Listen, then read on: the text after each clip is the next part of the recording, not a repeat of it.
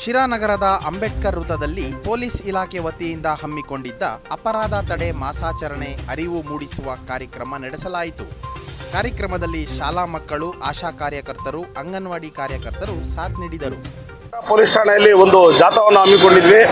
ಇದಕ್ಕೆ ಶಿರಾನಗರದ ಆಶಾ ಕಾರ್ಯಕರ್ತರು, ಅಂಗನವಾಡಿ ಕಾರ್ಯಕರ್ತರು ಮತ್ತು ಜೂನಿಯರ್ ಕಾಲೇಜಿನ ಎಲ್ಲ ಶಾಲಾ ಮಕ್ಕಳು ಬಂದಿದ್ದಾರೆ.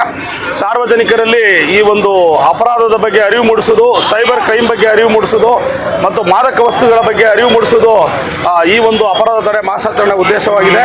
ಒಂದು ಜಾಥಾ ಕೂಡ ಹೋಗ್ತಾ ಇದ್ದೀವಿ. ಅಪರಾಧ ತಡೆಯಲ್ಲಿ ಎಲ್ಲ ಸಾರ್ವಜನಿಕರು ಕೈ ಜೋಡಿಸಬೇಕು ಅಂತೇಳಿ ನಾನು ಪೊಲೀಸ್ ಇಲಾಖೆ ಪರವಾಗಿ ಕೋರ್ಕೊಳ್ತಾ ಇದ್ದೀನಿ.